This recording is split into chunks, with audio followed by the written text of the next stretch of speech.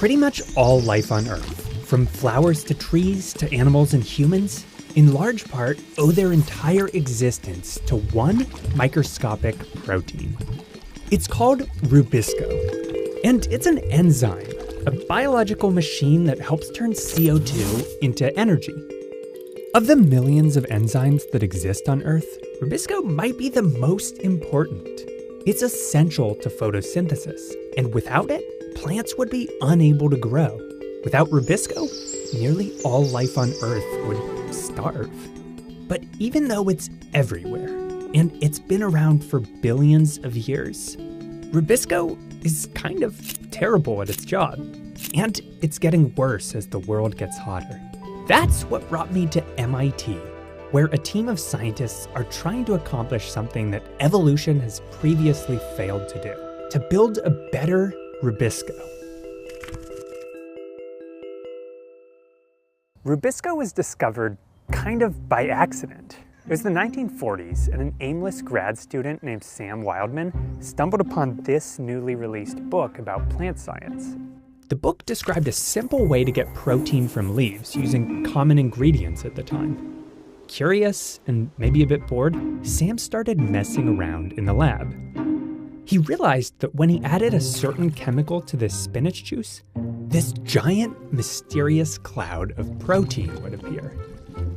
He didn't know it at the time, but that cloud was RuBisCO.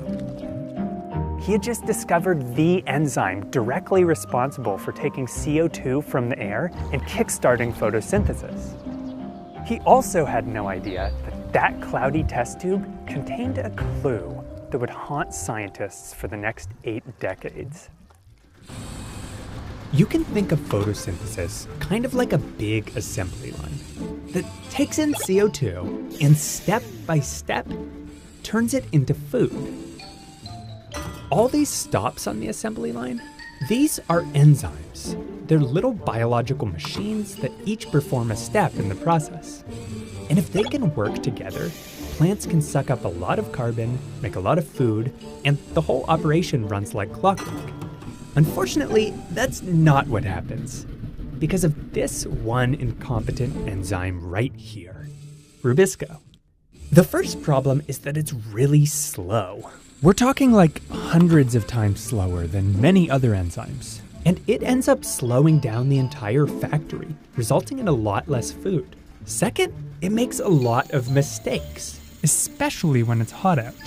Instead of grabbing CO2, it'll often grab an oxygen molecule, and this wreaks havoc on the entire assembly line. The entire operation has to shut down and go into cleanup mode. This happens so often that plants waste nearly a third of their energy fixing this sloppy mistake. This means that as climate change warms our planet, our farms will likely produce less food and our plants will get worse at sequestering carbon. In the face of all of these problems, plants have developed an incredibly makeshift workaround. They just make tons and tons of RuBisCO. This is why there was so much of that cloudy protein in Sam Wildman's test tube. RuBisCO alone makes up nearly half of the protein in the leaves of spinach and many other plants. Soon after its discovery, scientists started to wonder whether a better RuBisCO was possible. They envisioned futuristic plants that could produce higher yields and suck up more carbon. They saw it as a way to feed the world's growing population, not by expanding farms or using more fertilizer, but by improving the fundamental nature of plants.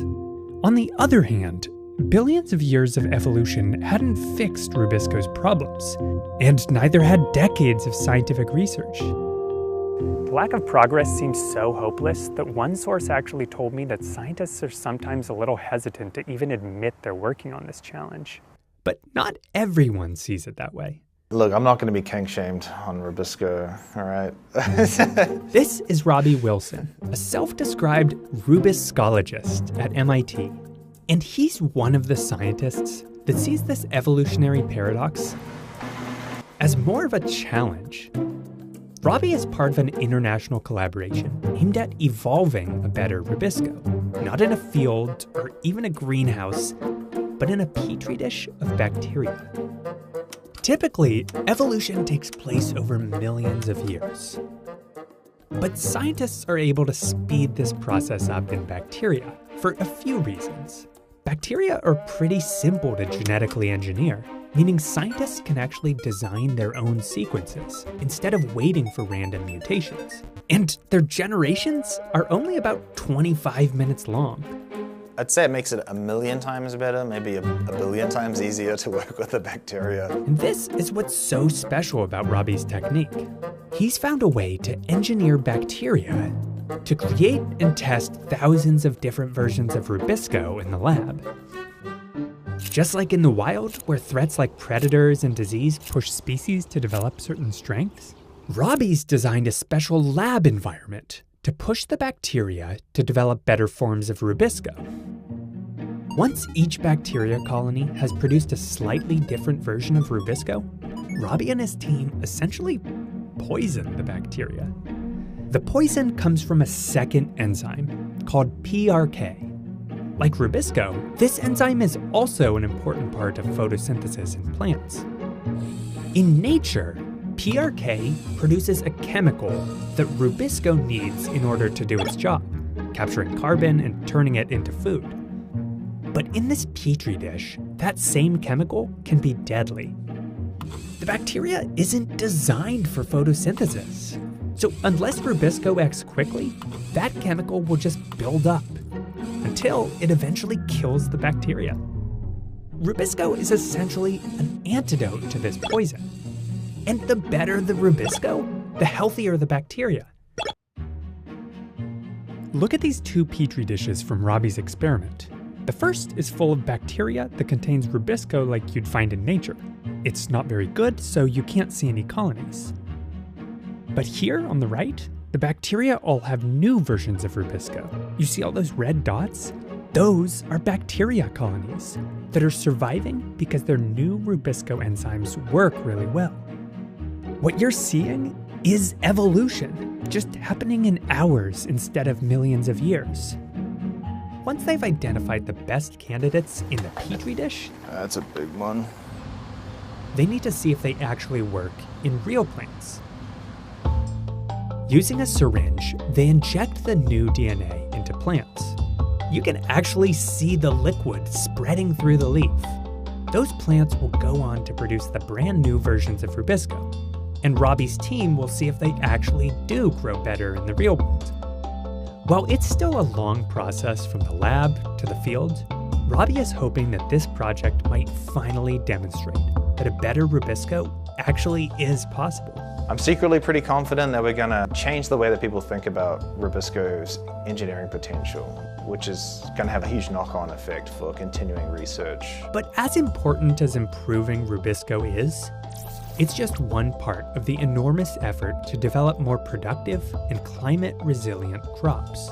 There's ideas to make plants that can capture more colors of the sunlight, or projects building on the natural workarounds that certain plants have developed to circumvent RuBisCO's weaknesses. There have been very encouraging results from many other projects that have gotten me really excited. And I think if these can be combined together, we're going to have something really special.